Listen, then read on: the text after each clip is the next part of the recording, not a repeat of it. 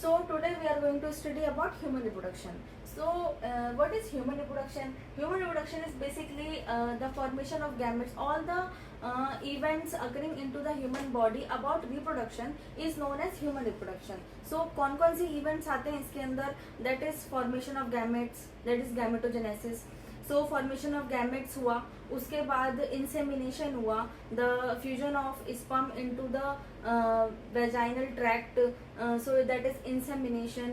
So the fusion of male gametes into the female gametes that leads to fertilization is also under human reproduction. So fertilization, what is the result of fertilization? Is the formation of zygote. So formation of zygote, then zygote get develops into embryo. So now the embryo gets implants into the uterus, that is implantation. So implantation भी हो गया. उसके बाद क्या होता है? Gestation period चलता है. सो पूरा जो प्रेगनेंसी का पीरियड होता है दैट इज गेस्टेशन पीरियड. सो वो चलेगा. उसके बाद क्या होता है? बेबी हो जाता है. जब बेबी डिलीवरी हो जाती है उसके बाद पीरियड चलता है पार्चुरेशन. सो स्टार्टिंग से गैमेट्स का फॉर्मेशन से लेकर पार्चुरेशन तक का जो कुछ भी आता है वो सब हमारा ह्यूमन रिप्रोडक्शन के अंदर आता है. सो आज हम इसी चैप्टर में यही पढ़ेंगे कि human reproduction basically how it works, how the gametes form, gametes कैसे बनते हैं. और ये सारी चीज़ें कब से शुरू हो जाती है? एडोलेसेंट से शुरू हो जाती है. So at the age of adolescent, puberty की एज से ही फॉर्मेशन ऑफ गैमेट्स सारी चीज़ें शुरू हो जाती हैं. सो मेल्स में लेट होती है बल्कि फीमेल्स में बहुत जल्दी शुरू हो जाती हैं सारी चीज़ें. Formation of ovum is at starting in the females. Female से बहुत शुरुआत से ओवम बन रहा होता है.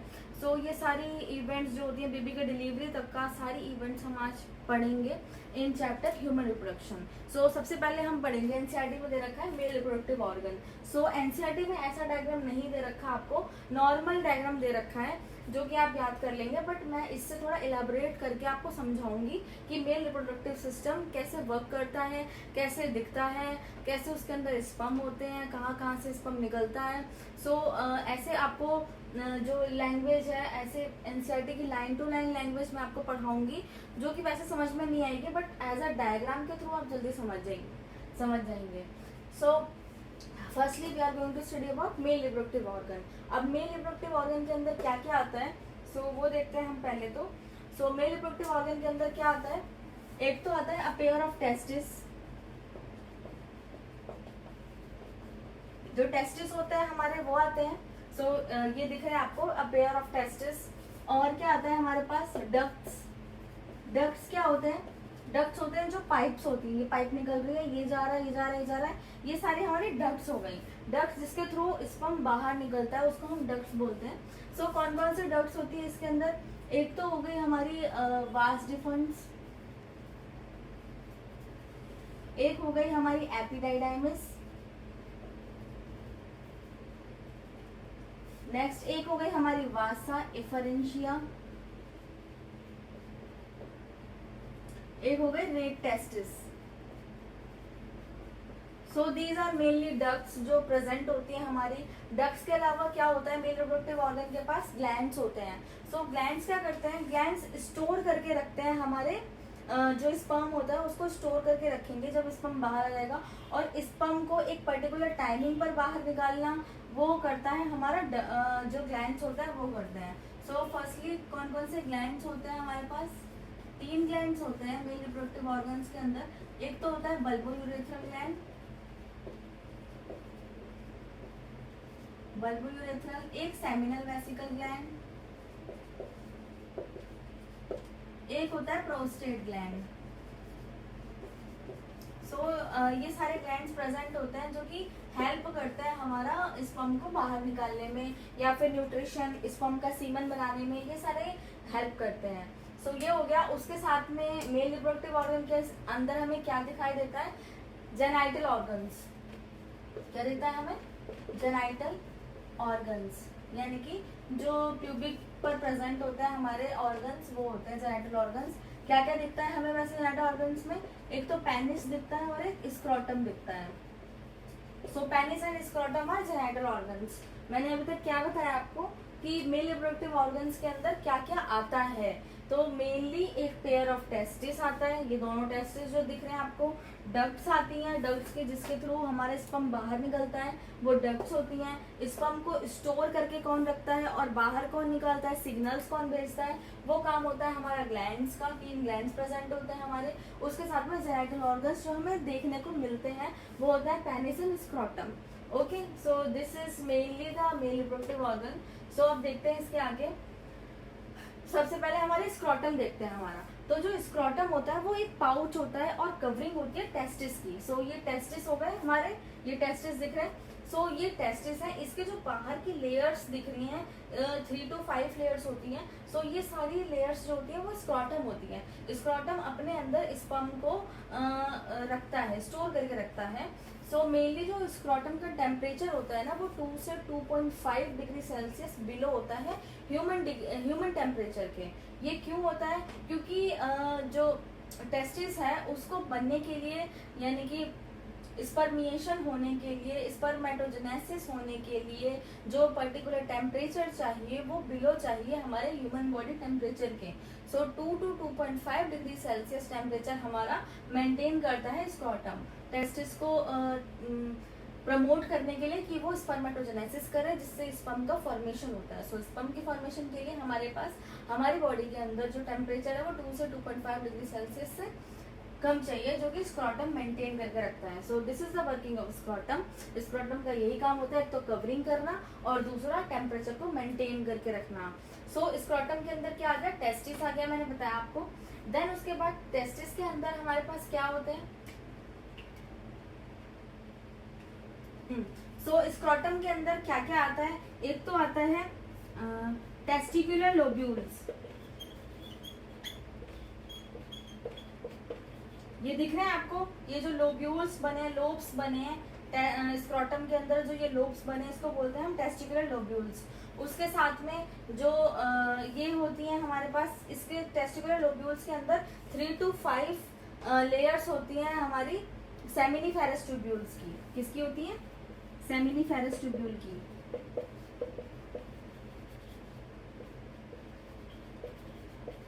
ओके, तो टेस्टिकुलर लोब्यूल्स हो गया। टेस्टिकुलर लोब्यूल्स के अंदर हमारे पास सेमिनिफेरस ट्यूब्यूल्स प्रेजेंट होती हैं, जो कि 3 to 5 ऐसी लेयर्स होती हैं। कम से कम 3 लेयर्स तो होती हैं सेमिनिफेरस ट्यूब्यूल्स की, जो कि स्पाइरल इन शेप होती है। ठीक है, तो सेमिनिफेरस ट्यूब्यूल हो गया। सेमिनिफेरस ट्यूब्यूल के जो साइड में आपको ये स्पेस दिख रहा है ये स्पेस आपको, तो ये स्पेस होता है interstitial space. So this space, ये जो स्पेस दिख रहा है आपको सेमिनिफेरस ट्यूब्यूल्स के साइड में, ये स्पेस होता है इंटरस्टिशियल स्पेस। ओके, सो इंटरस्टिशियल स्पेस क्या करता है, इंटरस्टिशियल स्पेस हार्मोन सिक्रीट करता है।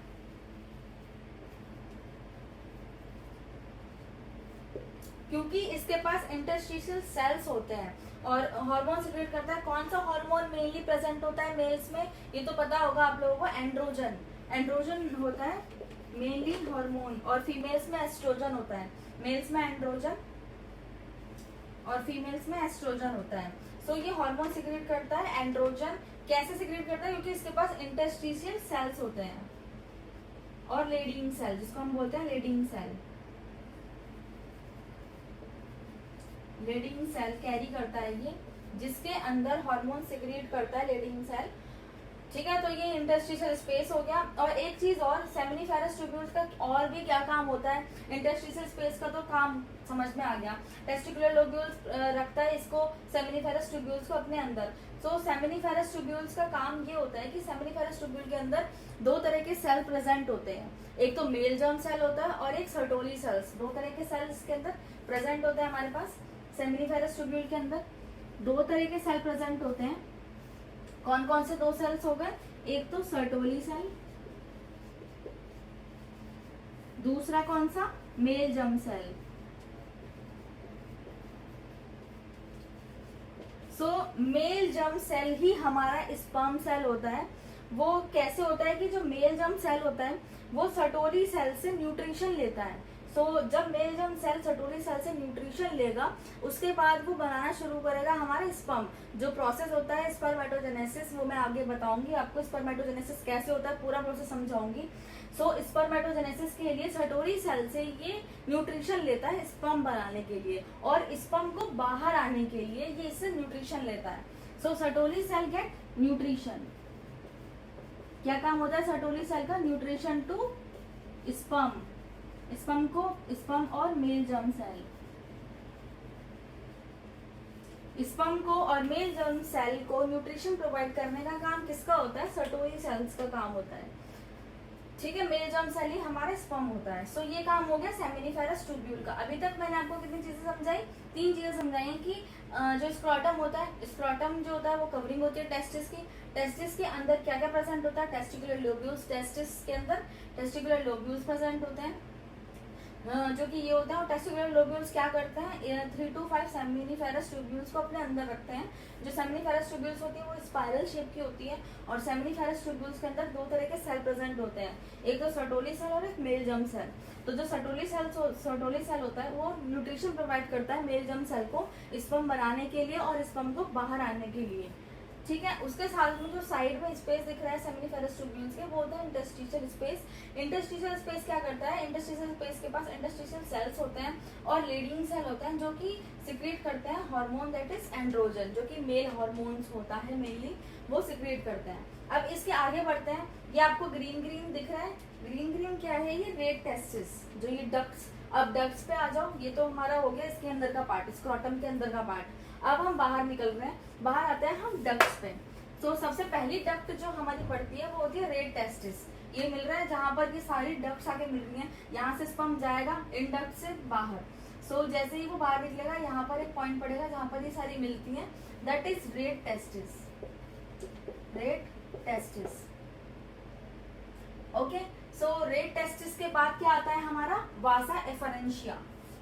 क्या आएगा? वासा एफरेंशिया। जो यहाँ पर दिख रही है ये वाली, ये होती है वासा एफरेंशिया, वासा एफरेंशिया। ठीक है, तो ये हो गया। उसके बाद हमारी जो तीसरी ये वाली डक्ट आती है, अब ये ऊपर जाएगा इस डक्ट में। तो ये वाली डक्ट कौन सी होती है? एपिडाइडाइमिस, ये होती है एपिडाइडाइमिस। ठीक है, उसके बाद ये नीचे जाता है इस डक्ट पे, इस डक्ट का नाम होता है वास डिफरेंस, वास डिफरेंस इस डक्ट का नाम हो गया। ठीक है, तो मैंने कौन सी डक्ट्स बताई? डक्ट्स को मैं ग्रीन कलर से कर रही हूँ, ये सारी डक्ट्स जो होती हैं वो मैंने ग्रीन कलर से बनाई है। सो कौन कौन सी डक्ट हो गई? एक तो रेड टेस्टिस हो गया, जो यहाँ पर मिल रहा है। रेड टेस्टिस से ही स्पर्म बाहर आता है इस सेमिनिफेरस ट्यूब्यूल से। सो रेड टेस्टिस से आगे जाएगा वासा एफरेंशिया पे, वासा एफरेंशिया से आगे जाएगा एपिडाइडाइमिस से, एपिडाइडाइमिस से आगे जाएगा वास डिफरेंस पे। ओके, सो ये सारी हमारी मेनली डक्ट्स हो गई। देन उसके बाद स्पर्म कहाँ जाएगा? यूरेथ्रा में। ठीक है, तो यूरेथ्रा में जाएगा। जो ये होता है ना, इसको हम यूरेटर मिएटस बोलते हैं। जो ओपनिंग होती है उसको हम सॉरी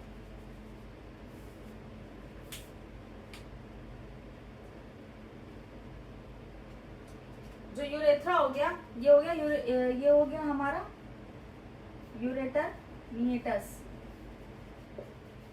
ओके, देन जो ये वाला पेनिस होता है ना आगे वाला, उसको हम ग्लैंस पेनिस बोलते हैं। इतना जो हिस्सा है हमारा, इसको हम ग्लैंस पेनिस बोलते हैं। क्या बोलते हैं इसको?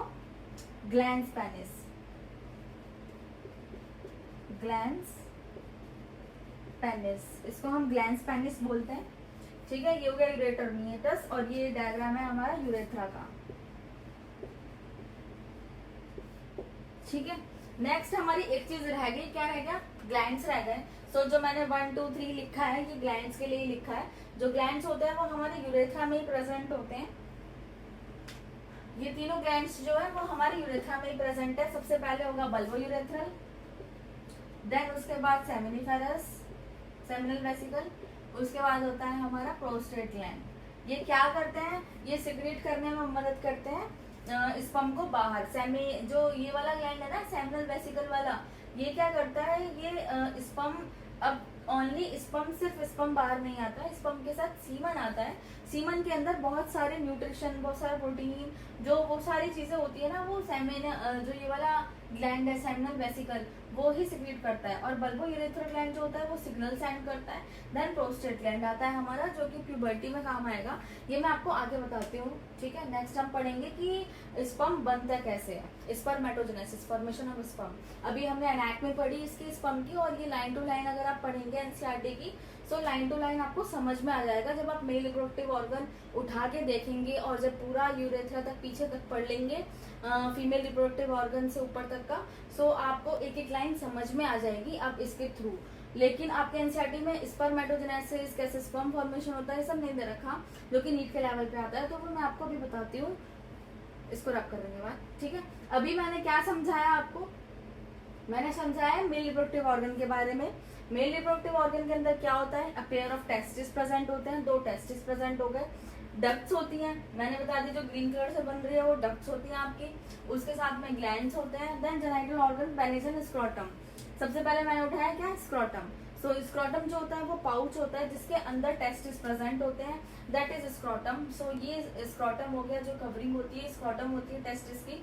सो टेस्टिस के अंदर सबसे पहला क्या आएगा हमारा, टेस्टिकुलर लोब्यूल्स। जो ये लोब्यूल्स दिख रहे हैं, ये बहुत सारे होते हैं, एक लोब्यूल नहीं होता है, एनसीईआरटी में देख लेना, बहुत सारे लोब्यूल्स होते हैं। सो इसको हम टेस्टिकुलर लोब्यूल कहते हैं। टेस्टिकुलर लोब्यूल के अंदर क्या होता है, सेमिनिफेरस ट्यूब्यूल्स होती है, सेमिनिफेरस ट्यूब्यूल्स के अंदर ही स्पर्म होता है। सो सेमिनिफेरस ट्यूब्यूल के अंदर 2 सेल होते हैं, सर्टोली सेल और male germ cell. Male germ cell nutrition लेगा सर्टोली सेल से, तो सर्टोली सेल जो इसको न्यूट्रिशन देगा, उससे क्या होगा, मेल जर्म सेल स्पर्म में कन्वर्ट होगा और उसके साथ में बाहर आएगा। सो ये न्यूट्रिशन देते हैं Sertoli cell male germ cell को फॉर्मेशन ऑफ स्पर्म बनाने के लिए। देन उसके बाद क्या होता है हमारा, जो ये स्पेस दिख रहा है वो इंटरस्टिशियल स्पेस हो गया। इंटरस्टिशियल स्पेस के अंदर हार्मोन सिक्रेट करते हैं लेडीन सेल, 2 सेल्स होते हैं। अब डक्ट्स पे आ जाओ, 3 डक्ट्स बताई मैंने, एक तो रे टेस्टिस, वासा डिफरेंशिया एपिडाइडिमस और वास डिफरेंस। उसके बाद में हमारा क्या आ गया, यूरेथ्रा आ गया, और नीचे ये वाले ग्लैंड्स हो गए हमारे, bulbo urethral gland, seminal vesicle और प्रोस्टेट ग्लैंड, 3 ग्लैंड्स हो गए। उसके बाद हमारा यूरेथ्रा हो गया, यूरेटर मिएटस होती है ओपनिंग, और जो ये एंड का पार्ट होता है पेनिस का, दैट इज ग्लैंड्स पेनिस। सो ठीक है, अब हम स्पर्मेटोजेनेसिस पढ़ते हैं, फॉर्मेशन ऑफ स्पर्म।